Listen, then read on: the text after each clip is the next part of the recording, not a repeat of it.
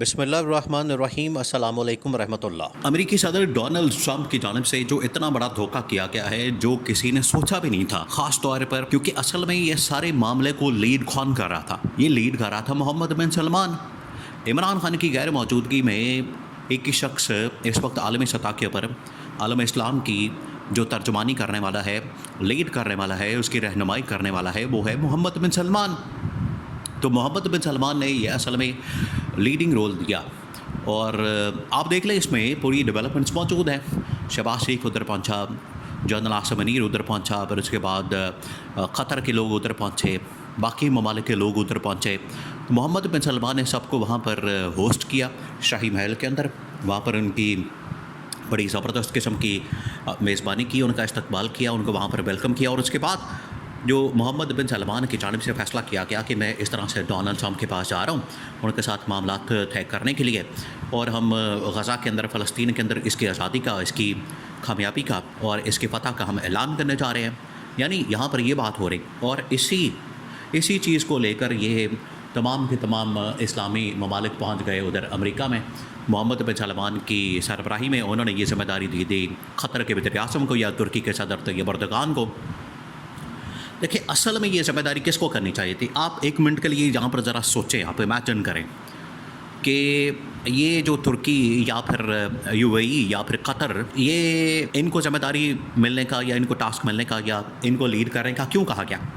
پاکستان کو کیوں نہیں کہا گیا؟ حالانکہ اس وقت عالم اسلام کے اندر یا دنیا کے اندر واحد ایٹمی طاقت اگر کوئی ہے اسلامی تو وہ پاکستان ہے۔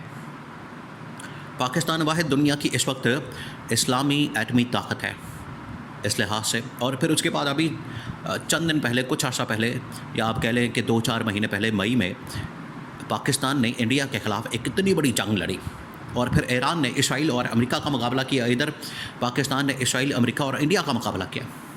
تو اصولی طور پر پرنسپل کے لحاظ سے دیکھا جائے تو یا تو ایران کو یہ ذمہ داری ملنی چاہیے تھی یا پھر پاکستان کو۔ ایران کی مخالفت کیونکہ وہاں پر بہت زیادہ عرب ممالک میں، اور پاکستان میں کیونکہ اس وقت لیڈرشپ کا فقدان ہے، لیڈرشپ ہے ہی نہیں یہاں پر۔ شہباز شریف لیڈ ہی نہیں کر سکتا، نواز شریف نہیں کر سکتا، آصف زرداری نہیں کر سکتا، اور کوئی آدمی یہاں پر ہے نہیں۔ تو اس موقع پر محمد بن سلمان نے جو ڈپلومیٹکلی ایک جملہ کوٹ ہوا کہ آج ایک ایسے لیڈر کی ضرورت تھی پاکستان سے، ایٹمی پاکستان سے، جو اس دنیا میں عالم اسلام کو لیڈ کرتا، اور ڈونلڈ ٹرمپ کے سامنے عالم اسلام کو لیڈ کرتا، عالم اسلام کی رہنمائی کرتا، اس کی لیڈرشپ کرتا۔ یہ محمد بن سلمان کا بڑا یادگار جملہ۔ اب یہ کیوں کہا گیا ان کی جانب سے؟ انہوں نے کیوں کہا؟ ایسی بات کیوں کی گئی؟ اس کے پیچھے وجہ یہ ہے، آج انہیں محسوس ہو رہا ہے کہ جس طریقے سے عمران خان نے عالم اسلام کو لیڈ کرنے کا بیڑا اٹھایا 2019 کے اندر، 20 کے اندر، اور او آئی سی کو ایک بار پھر سے تگڑی باڈی بنانے کے لیے، تنظیم بنانے کے لیے، اس کے اندر جان ڈالنے کے لیے، اور اس کو عالمی سطح کے اوپر اجاگر کرنے کے لیے، ہائی لائٹ کرنے کے لیے عمران خان نے جو وژن دیا تھا اس کی ضرورت تھی، جس کی آج کمی محسوس ہوئی۔ یہ تھے محمد بن سلمان کے اصل میں الفاظ اور ان کی سوچ اور ان کی اپروچ کہ یہ ہمیں کرنا چاہیے تھا۔ اس نے کہا کہ دیکھیں آج ٹرمپ نے ہمارے ساتھ دھوکہ کر لیا، کوئی اس کو سمجھ نہیں سکا، پڑھ نہیں سکا، کوئی اس کو دیکھ نہیں سکا، کسی کے پاس اتنی صلاحیت موجود نہیں تھی کہ ٹرمپ ہمارے ساتھ کتنا بڑا دھوکہ کرنے والا ہے عالم اسلام کے ساتھ یا مسلمانوں کے ساتھ یا یہ عرب ممالک کے ساتھ، کہ ہمیں فلسطین کی آزادی کا، فتح کا، فلسطین کی یہاں پر جو آزادی ہے اس کا ہم نے یہاں پر بات کی، کمٹمنٹ کی، اور ہمیں یہ کر کے دھوکہ دے کے ہمیں دکھا کے کچھ اور، اس نے کام کچھ اور ڈال دیا، واردات کچھ اور ڈال دی نیتن یاہو کے ساتھ مل کے۔ نیتن یاہو نے ٹرمپ کے ساتھ مل کر یہ پریس کانفرنس کر دی۔ اب ہوا کیا؟ اب آپس میں ہو رہے ہیں رابطے، اور قطر کی جانب سے اور محمد بن سلمان کی جانب سے، یو اے ای کی جانب سے، یہ 3 بڑے ممالک، کیونکہ ان کو لیڈنگ رول ملا، اسی وجہ سے ان کی جانب سے یہ اسٹیٹمنٹ سامنے آئی۔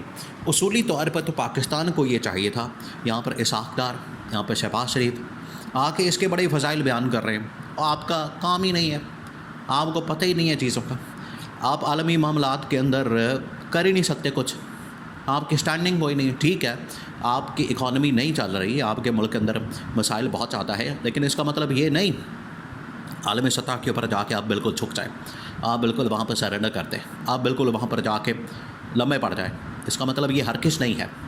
آپ کو وہاں پر کھڑا ہونا تھا، آپ نے وہاں پر سٹینڈ لینا تھا، آپ نے وہاں پر صحیح طریقے سے اپنا مقدمہ سامنے رکھنا تھا، مسلمانوں کا بھی اور عالم اسلام کا بھی اور پاکستان کا بھی.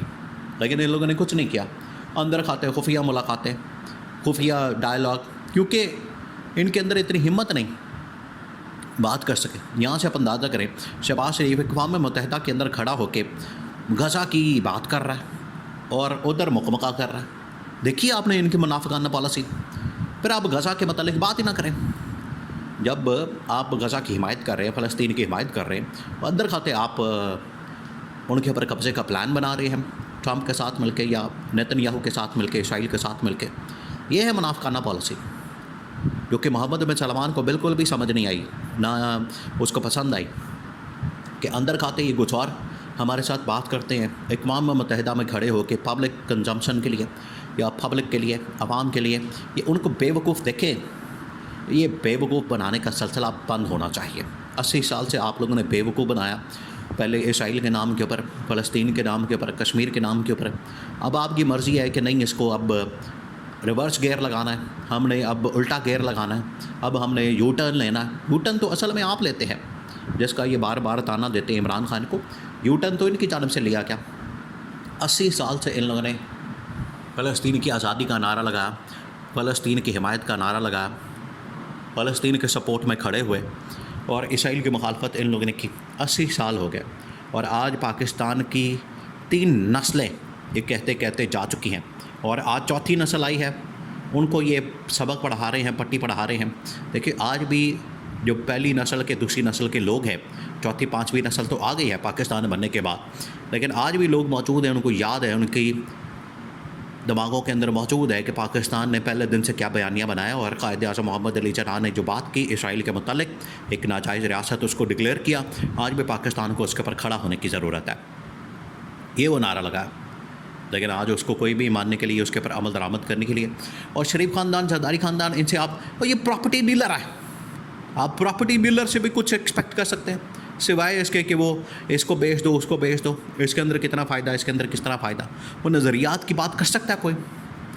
وہ کون کر سکتے ہیں؟ محمد بن سلمان نے کہا کہ نظریات کی جو آج کلیش آف سویلائزیشن ہے، اس کے اندر اگر کوئی صحیح معنوں میں لیڈ کر سکتا ہے تو وہ عمران خان ہے. بلائیں عمران خان کو، آج اس کو رہا کریں، آزاد کریں.